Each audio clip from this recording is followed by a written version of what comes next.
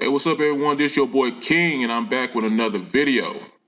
Before we get started, make sure you click that like, share, and subscribe to this channel. Always click that notification bell. Well, without further ado, let's get started. Sports HQ, an arrest warrant has been issued for potential #1 NFL draft pick Jalen Carter over his alleged role in a fatal car crash earlier this year in Georgia.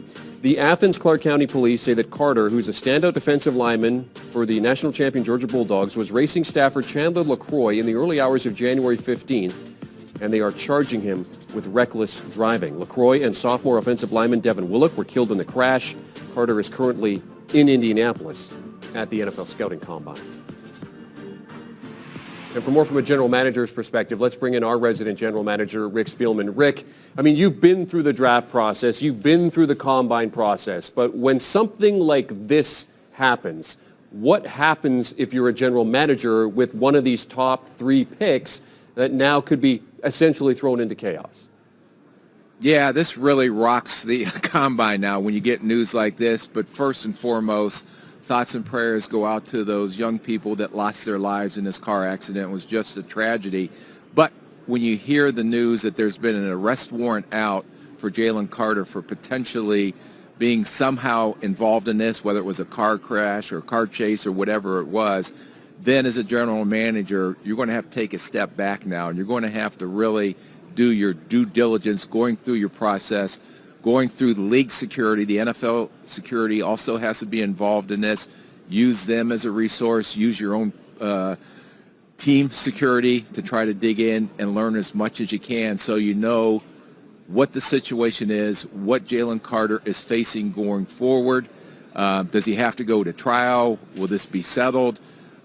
Is he going to be potentially doing jail time? So there's so many things that have to be answered, and you have time between now and when that draft comes to get as many of those questions answered as possible. But what happens next is once you get that information, you're going to be in that draft room, you're going to be talking to your scouts, you're going to be talking to your coaches, but most importantly, you're going to have to talk to your ownership, and you're going to have to make a decision with the news coming out today.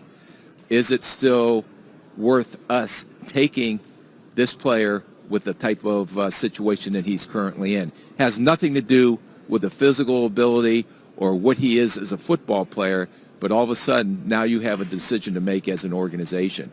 Rick, does it change if you've had the chance to already speak with him? I mean, we're Wednesday of the Scouting Combine, so I mean, if you've had the chance to speak with him already, how does that impact, what you may do in terms of keeping him on your board or taking him off your board?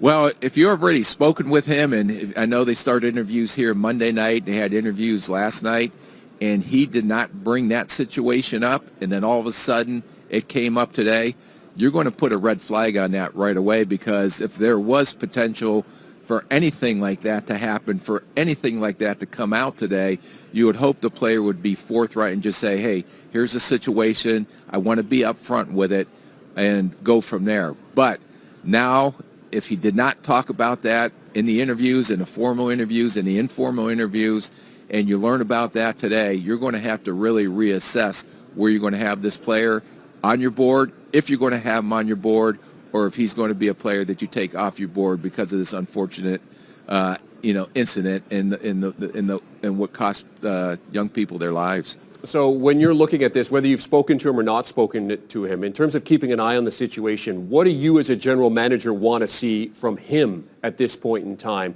as you move forward towards the draft, if there's some questions surrounding him?